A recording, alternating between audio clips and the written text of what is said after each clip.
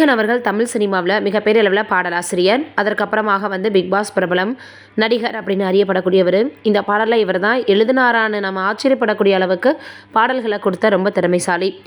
மிகப்பெரிய அளவில் ரொம்பவே எமோஷ்னலானவர்னு சொல்லலாம். அப்பா ரொம்ப பிடிக்கும். அம்மா பிரிஞ்சதுக்கப்புறம் மிகப்பெரிய அளவில் கஷ்டப்பட்டாருன்னு பல விஷயங்கள் சமூக வலைதளங்களில் பதிவிடுவாங்க. இவர் நீண்ட வயது இடைவெளி உடைய பெண்ணை திருமணம் பண்ணார். காதல் திருமணம். இவங்க திருமணம் பண்ணும்போது நிறைய பேர் பலவிதமாக பேசினாங்க. அது எதையுமே இவங்க காதில் போட்டுக்கல அப்படின்னு தான் சொல்லணும். இப்போ இரட்டை குழந்தைகளுக்கு தந்தையாகியிருக்காரு ஸ்நேகன் அவர்கள். அப்போ கூட அவங்களுக்கு குழந்தை பிறக்கிறது, அவங்களுடைய மனைவியை மருத்துவமனையில் அனுமதிக்கிறதுன்னு எல்லா விஷயங்களையுமே வீடியோவாக எடுத்து வெளியிட்டிருந்தார். இந்த சூழ்நிலை இப்போ என்ன இருக்குன்னா, கன்னிகா அவர்களுக்கு வயிற்று வலி ஏற்பட்டிருக்கான். பிரசவத்துக்கு அப்புறம் வயிற்று வலி வந்திருக்குன்னு மருத்துவமனை கூட்டிகிட்டு போனப்போ இவங்க ஒர்க் அவுட் பண்ணணும் அப்படின்னு சொல்லிட்டு நிறைய அவங்களுக்கு உடலுக்கு பிரச்சனை வரக்கூடிய விதமாக ரொம்ப ஹெவியான ஒர்க் அவுட் பண்ணியிருப்பாங்களோ அப்படின்னு மருத்துவர்கள் கேட்டிருக்காங்க போல். தன்னுடைய எப்போவுமே யாராக இருந்தாலும் சரி, பெண்கள் குறிப்பாக சொல்லணும் அப்படின்னா உடம்பை ஃபிட்டாக வச்சுக்கணுன்னு கவனம் செலுத்துவாங்க. குழந்தை பிறந்ததுக்கப்புறம் வெயிட் போடக்கூடாது அப்படின்றதுக்காக இவங்க ஒர்க் அவுட் பண்ணணும்னு ஆரம்பிச்சிருக்கிறாங்க. இப்போ தேவையில்லை, இன்னும் கொஞ்ச நாள் போகட்டும் அப்படின்னு சொல்லி மருத்துவர்கள் அட்வைஸ் பண்ணிட்டாங்களாம்.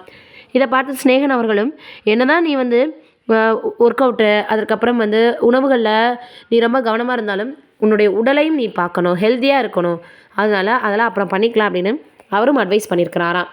இந்த விஷயம் இப்போ சமூக வலைதளங்களில் வெளியாகியிருக்குது.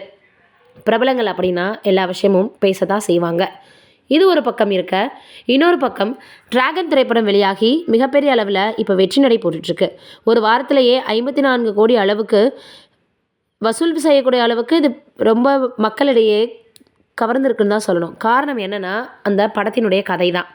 ஒரு அரியர் வைக்கக்கூடிய ஸ்டூடெண்ட்ஸ் எப்படி தன்னுடைய ஃப்யூச்சரில் நல்லபடியாக வராரு, தவறுகள் செய்கிறது எந்த அளவுக்கு நம்மளை வாழ்க்கையில் கொண்டு போய் நிறுத்தும், எவ்வளவு நம்ம இழக்கிறோம், நம்ம அப்படி தவறு செய்கிறது சரிதானா அப்படின்ற மாதிரி நிறைய விஷயங்களை இந்த காலகட்டத்துக்கு ஏற்ற மாதிரியான இளைஞர்களுக்கு சொல்லியிருக்கு.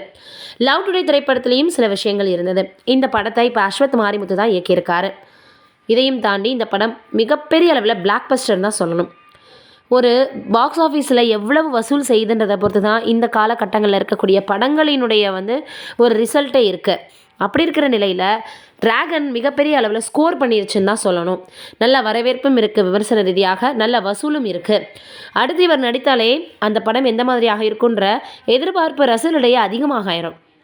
பல டாப் நடிகர்களை போல நடித்த ஒரு சில படங்கள்லேயே இவ்வளோ வசூல் இவருக்கு கிடைக்குதுன்னா நிச்சயமாக அவர் நல்ல நடிகராக வருவார், ஃப்யூச்சர் அவருக்கு இருக்குன்னு தான் எல்லோரும் வாழ்த்துக்களை தெரிவித்து வந்துட்டுருக்காங்க. கோமாளி படத்தின் மூலமாக இயக்குனரானவர் இப்போ பிரபல ஹீரோவாக வலம் வந்துட்டுருக்கார். நம்மளுடைய சார்பாகவும் அவருக்கு நிறைய படங்கள் நடிக்கணும்னு வாழ்த்துக்களை தெரிவிச்சுக்கலாம். நீங்கள் நினைக்கிறீங்கன்னு கமெண்ட்டில் சொல்லுங்கள்.